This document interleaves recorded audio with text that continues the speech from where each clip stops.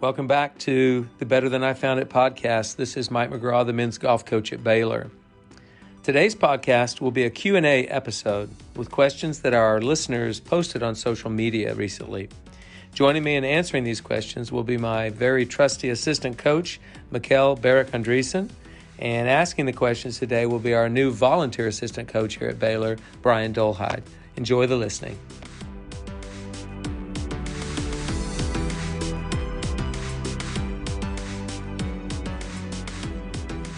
Welcome back to another episode of the Better Than I Found It podcast. This is Mike McGraw, the men's golf coach at Baylor, and your host. I'll have two people joining me on the podcast today. It is going to be a question and answer podcast, but my first guest will be Mikkel Bjerch-Andresen, who, Mikkel, you've been involved with this podcast since its inception. Welcome. Thanks, Coach. Good to have you here again, as always. But our other guest today is our new volunteer assistant coach here at Baylor, Brian Dolhide. Now, Brian is a pretty young guy. I mean, I kind of remember being his age. Mikkel, you sort of remember as well? It's just a few years in my rearview mirror. Yeah, well, it's so far back there that it's not even visible for me. Brian is 24 years of age.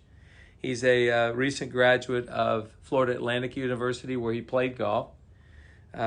He played golf from 2015 to 2019. Originally from Chicago, and just a really great guy and a guy who's added already a lot to our program here at Baylor. Brian, welcome.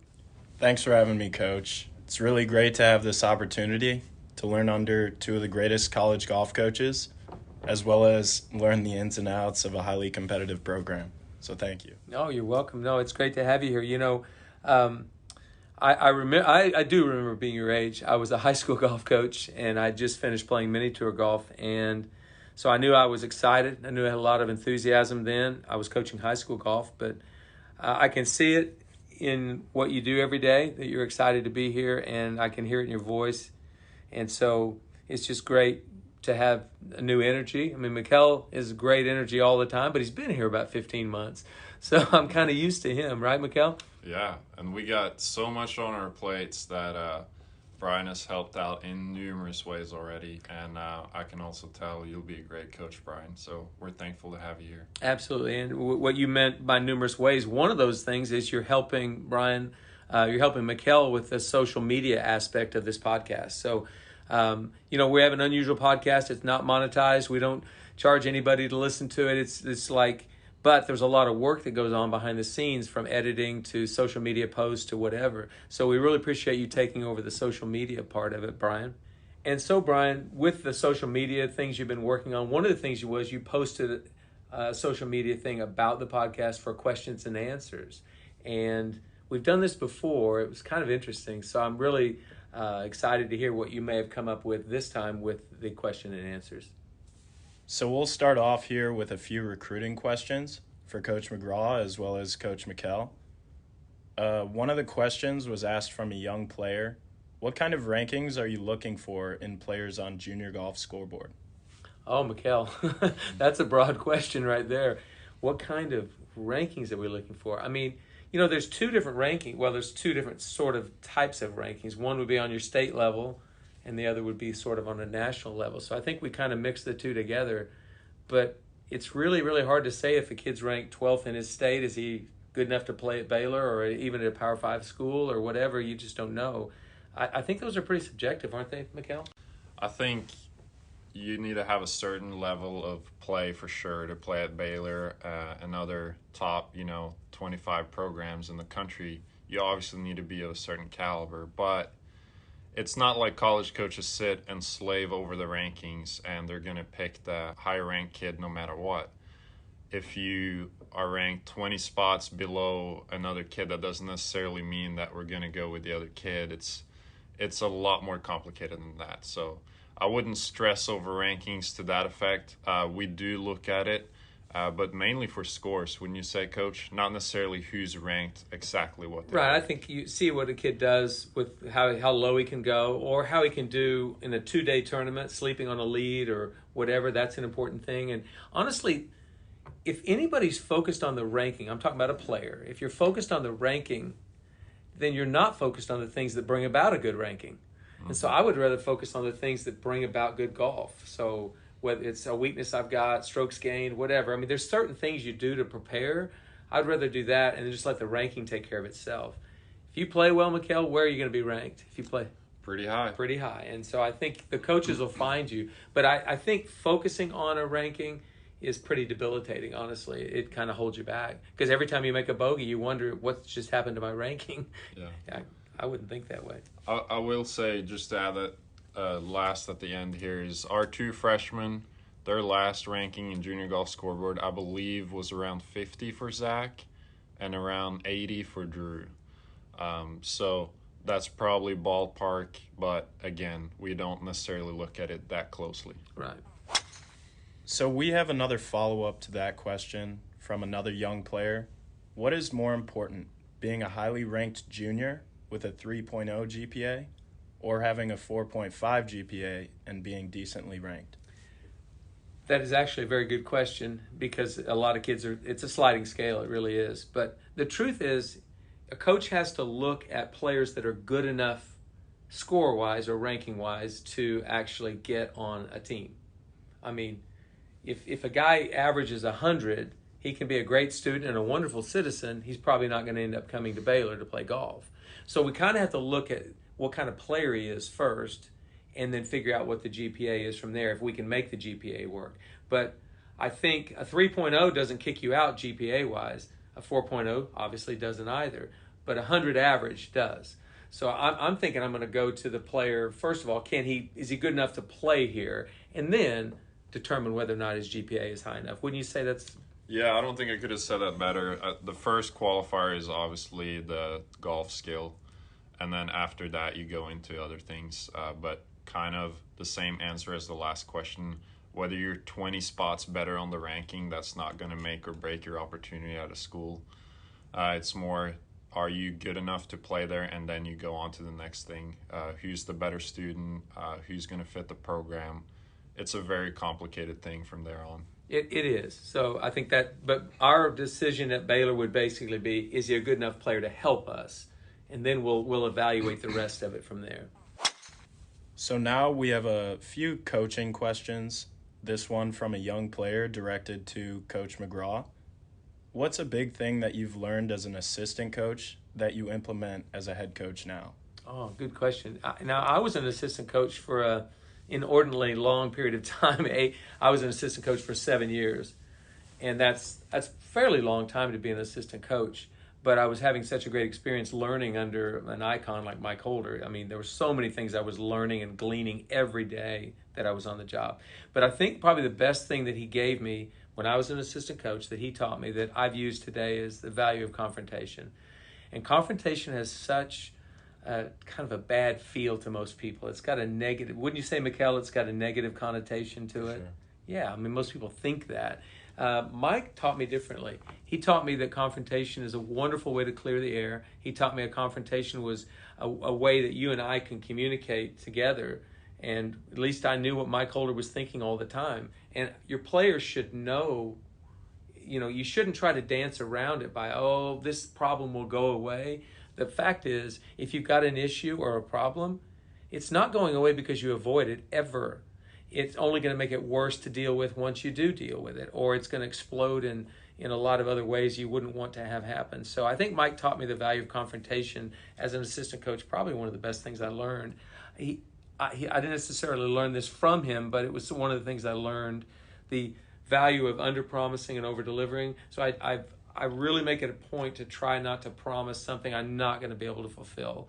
I'd rather not make empty promises. I'd rather just deal with the guy.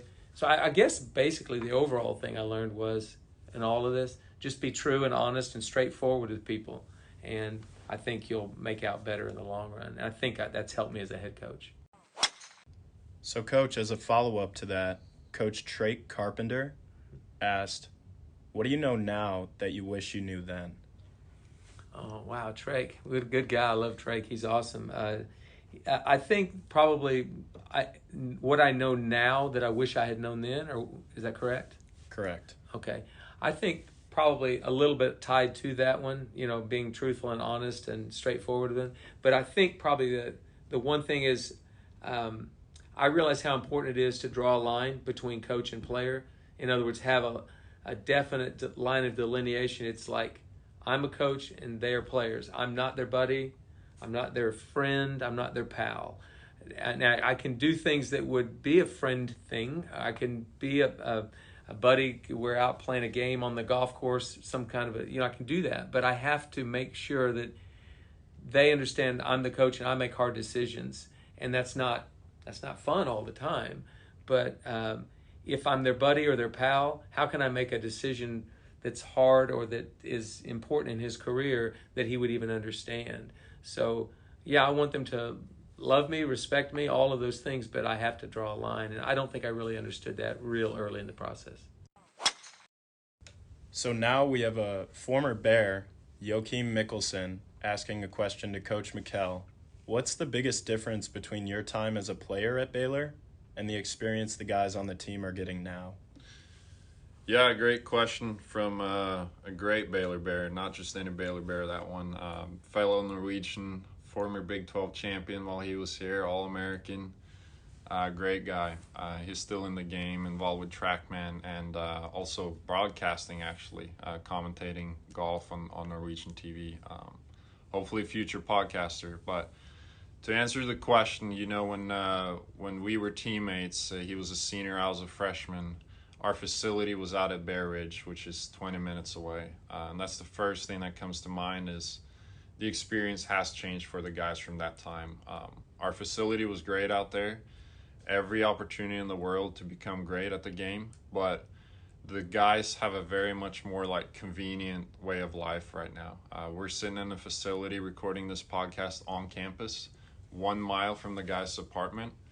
And so that's a huge difference. I see the guys getting in a lot of two-a-days, if I can use that expression, where if they have openings in their class schedules in the morning, they'll come out and practice, and then they'll come out for qualifying or practice later in the afternoon.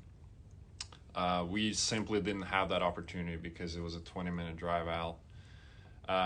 Other things that have changed around here is obviously Coach McGraw has been here 7 years now and really established a top-level program.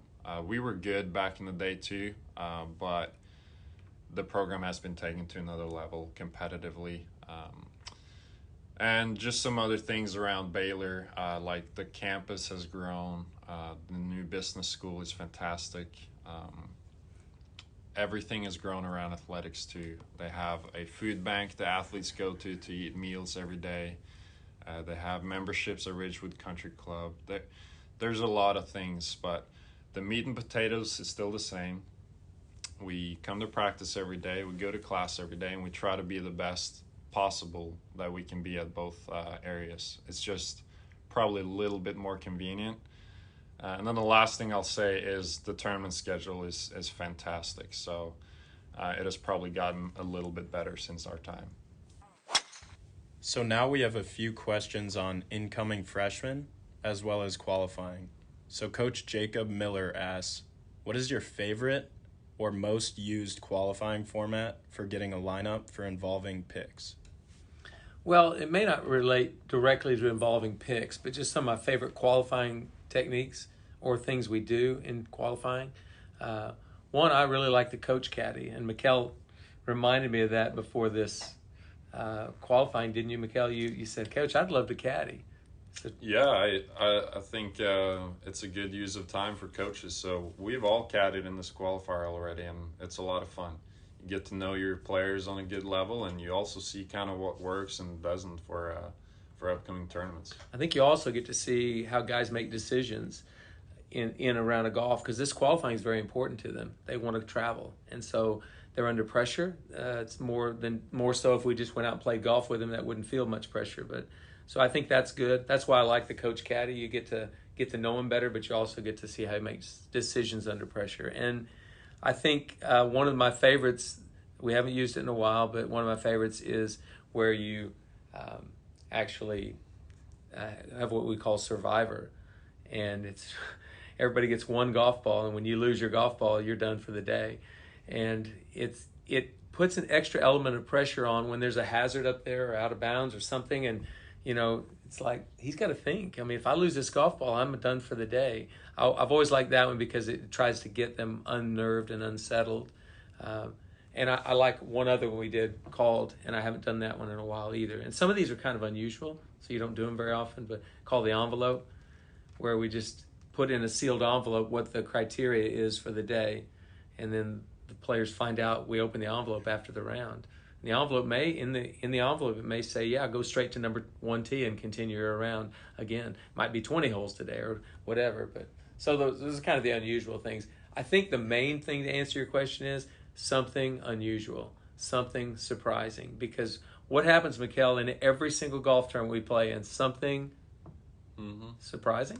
Yeah, and it doesn't happen at home as much because you play the same course in your qualifiers, or most programs do play the same course week in and week out, and the guys get very, very comfortable after a while at that course. So I like to do things that are unusual and surprising and kind of put them sort of like a pop quiz. It's like, oh, what are we doing today? That's different. So that's what I like to answer. The question finally is things that are unusual, things that surprise them. That's what I enjoy most. So we have another question from a young player. What area of a player's game typically sees the most improvement after the first few months of college? Okay, Mikkel, you haven't done this as long as I have, but you're really, really good with statistics and strokes gained and different kinds of things. So I'll throw this over to you right now. Well, the first thing that comes to mind that doesn't, speak to statistics necessarily is, like your decision making is elevated a lot in college, and it's merely a result of playing tougher courses, longer courses, harder pin placements, faster and firmer greens. And so you're going to to survive in college golf and to compete, your decision making will be elevated quickly to be competitive. But if you break down the areas of the games, it's obviously very individual. But in general, the low-hanging fruit in college golf is strokes gained putting. I believe yardage control is something junior golfers struggle with, and that's pretty low-hanging fruit. That's probably some of the things that a lot of college coaches focus heavily on. Yeah, I agree totally with that. And that's something we're doing right now with our team, in fact, right now. So those are things they don't necessarily do in junior golf growing up. And here we've got them in this arena, and we'd like to make as much of a dent in those things as we possibly can. So well said, Mikkel. Well said. Next up, we have a question from Scott Simpson, the 1987 U.S. Open champion. What percentage of time do you spend on practicing long game versus 100 yards and in versus playing? Mikkel, do you have a percentage on this? I don't.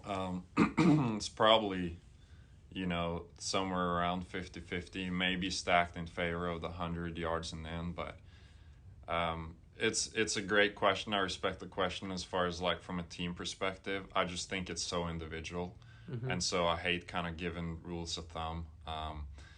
I will say in general, kind of piggybacking off the last answer too, most young players, and especially guys, I don't know about female players, but male players, young players undervalue putting practice and don't do a good enough job on time or quality. And so usually when people come on campus, we try to encourage them to spend more quality and more time on the green. So that probably stacks that percentage in the favor of 100 yards and in, I would say. I would think I agree with you. And also, I love when guys go play. And we love to do games on the golf course where they get better on the golf course too. So playing is fine. But I also know this. If you look at a college golf tournament, the range tee is full. The guys just beating golf balls. And the putting green sort of empty a lot of times. And we like to get our guys over the putting green. So, you figure out the speed of greens, if there's grain, whatever it is. So I think, to answer your question, Scott, I think we would almost always defer to something, the shorter shots probably go there. And just banging golf balls on a range tee doesn't do much for us. Pop quiz for you, Coach. Unprepared pop quiz. Okay. 1987, Scott Simpson wins the U.S. Open. Yes. Course? Olympic. Okay. Runner-up? Tom Watson. Okay. Anything other interesting facts from that U.S. Open? Impossible to hit the 18th fairway. There was no way you could hold your golf ball in the fairway on number 18. I remember that tournament very well. And a good buddy of mine, Jim Woodward, finished T18. Okay. So I do remember that. So we have a follow-up to that previous question. How much of your playing is qualifying? That's going to depend. And it will depend personally on how much time we have in between tournaments. Because if we've only got 3 or 4 days in between tournaments, you might have to qualify in there, and whereas you might want to be playing. I would say maybe a little less than half is qualifying. They play more golf of just actual rounds than they do qualifying rounds. Would you say, Mikkel, or not? Yeah. So every team gets 20 hours per week of what's called CARA, Counted Athletically Related Activities, I believe. That's it. That's it. I nailed it. You nailed it. And so golf, a lot of time is taken up for qualifying. They're 3.5 to 4 hour rounds, depending on where you play. So eventually you're going to run out of those 20 hours. And so the guys end up playing more golf on their own. I would say the average, though, is around 3 rounds of qualifying in between each tournament.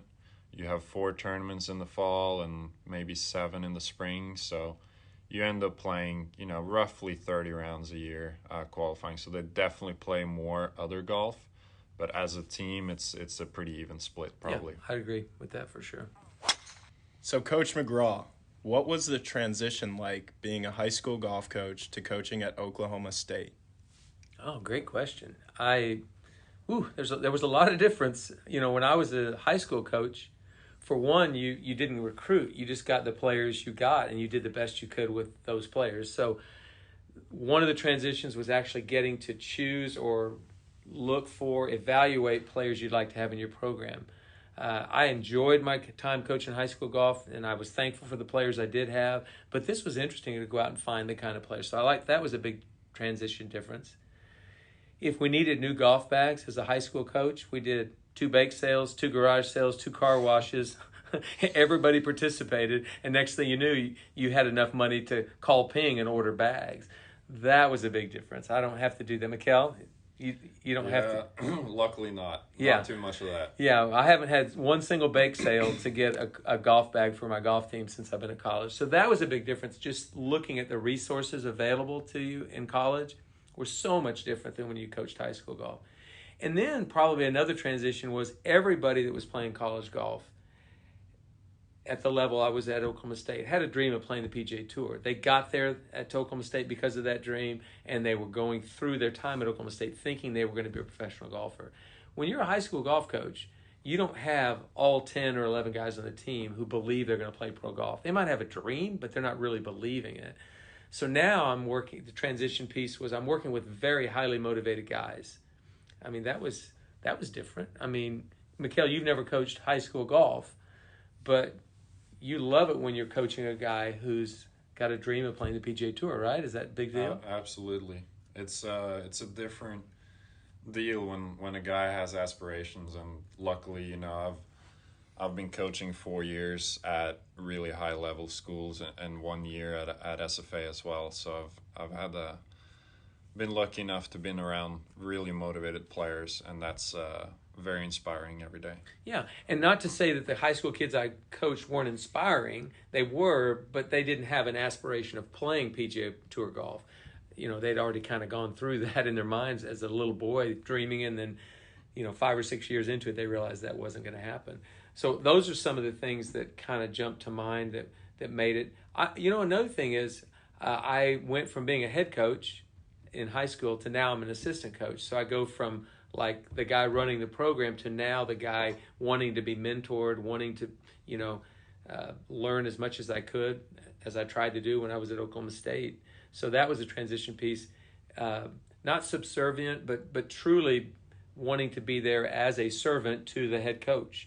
I think that's one thing a lot of assistant coaches miss, young assistant coaches. It's like your job is not to run the program. Your job is to add everything you can to the program so that the head coach has a better team. I mean, Mikkel, you're an assistant coach. You've only ever been an assistant coach. So how do you see that transition? Yeah, I mean, you're trying to add value to the program in any way you can.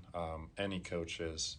But the last decision will always fall on the head coach's desk. So I see my job as being adding the most amount of value to the program as I can. And how you really do that is you go person by person. How can I add value to this player today? How can I add value to that player today?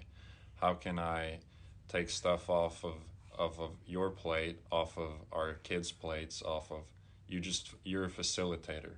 Yeah, I agree with that completely. And you talked about my transition from being a high school coach to an assistant coach in college. And I was sitting in that office that first week. We had done golf camp, and Mike Holder's getting ready to go recruiting for the whole summer. He was going to spend the summer of 1997 on the road. And I'm sitting here, what am I going to do this summer? I've got to figure out something to do. And I asked him, I said, Mike, what do I do? And he says, I don't really know what to tell you to do. You're going to have to figure that out. We've got a few projects here you could do. But he says, all I know is when I get back in August, I'm the bad cop and you're the good cop. Now I'm going to cut him off at the knees, and you're going to put your arm around him and make him feel good about being short. That's your job. So I think in that one little statement that he made right there, it made me realize, okay, I'm here for support. I've got to support his decisions while also making that player feel good about what just happened to him. And I think you have to do that as an assistant coach. But those are some of the biggest differences from coaching high school golf to college golf that I can remember. So this question is for both coaches. What is your favorite part of coaching? Oh, Mikkel, I'm going to throw that one to you first. Go with that. Favorite. There are so many things, but I think it all boils down to just working with the players. It's what gives me the most to see a player improve and start reaching their goals. That's really, really powerful. But just the hours that you get to spend outside with the player, working on their game, grinding through how to get better, that's what gives me the absolute most. There are tons of other things I really love about it. I love the team aspect. I love team dinners when I get to have my family, my little boy around the guys and stuff like that. That gives me a ton too. I also really like recruiting. I think it's a very interesting process, and seeing young players play and develop is really cool over time. But when it boils down to it, I love the coaching thing. I love being out there and figuring it out with the players. That's good. And before I tell you what my favorite part about it is, I remember when the job at SFA opened up, and I remember calling you. And what were you doing for a living at the time? I was in a weird spot in life. But I was playing a little bit and figuring out, do I need to do something different? Do I need to participate in the household here in my new marriage? And I had some personal things I was really struggling with at the time, but I was in a weird spot for sure. Yeah, I remember you were kind of trying to figure out, what am I going to do for a living? You weren't positive. You weren't sure about it. And I was encouraging you. I think I talked to you a couple of times thinking, Mikkel, I think you'd be a great coach. I think this would be great. And I don't want to take credit for that. I'm not saying that. But you were in a time when you weren't sure what you were going to do. Mm-hmm. And I 100% think you made the right decision, because you do love working with young guys so much and teaching them and learning from them and whatever. It's just a great experience. So for one, I wanted to say that on this podcast, that I'm glad that we had that time where you were kind of wondering what you might do. You made the right decision. I think you're going to be great in this profession. I appreciate that, Coach. Yeah. But what I enjoy most about coaching is this.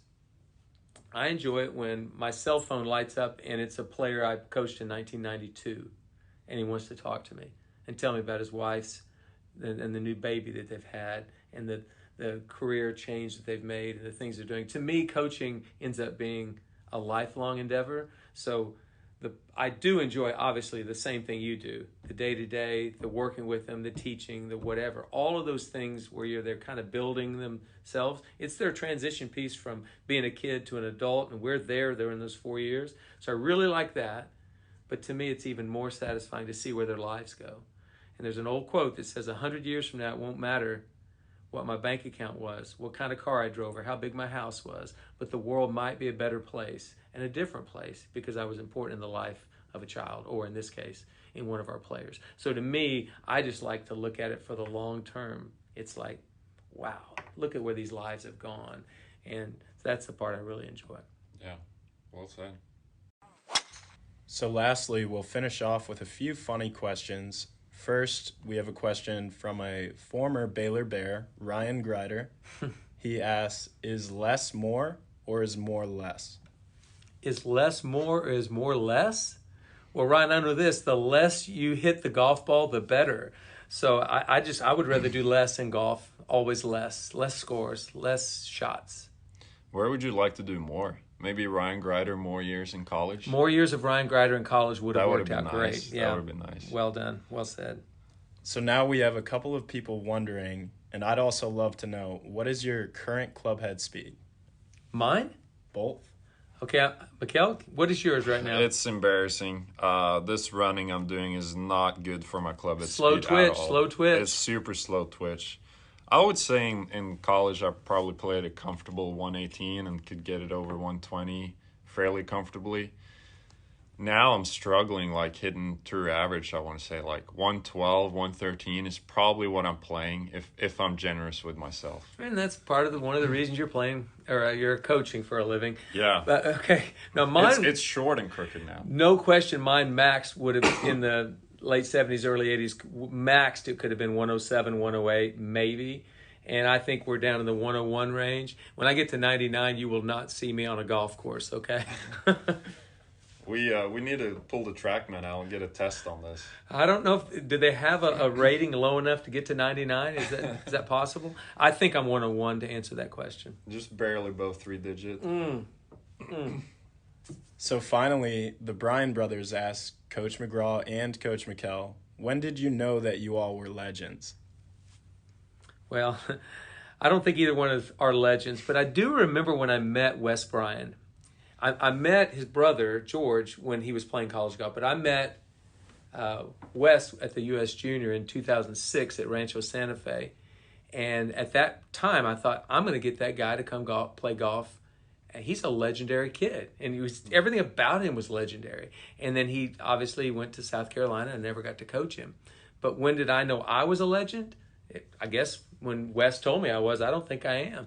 The Bryan Bros are the legends, so absolutely they're awesome. They were on the podcast on I believe episode 9 or so, and they have a really cool YouTube channel that George runs. Obviously, you can follow Wes on tour and follow George's golf too, but go check out their YouTube channel because they are the legends. Wes and George, you guys are the real legends. Okay, is that all the questions you got for us today, Brian? That's all we have, Coach. Okay, well, I appreciate you collecting those. And Mikkel and Brian, I thank you both for joining us here today on Better Than I Found It. We'll do some more of these question and answers over time. Definitely will. We appreciate you joining us out there, all you listeners that are so loyal to us. And we'll see you next time on Better Than I Found It.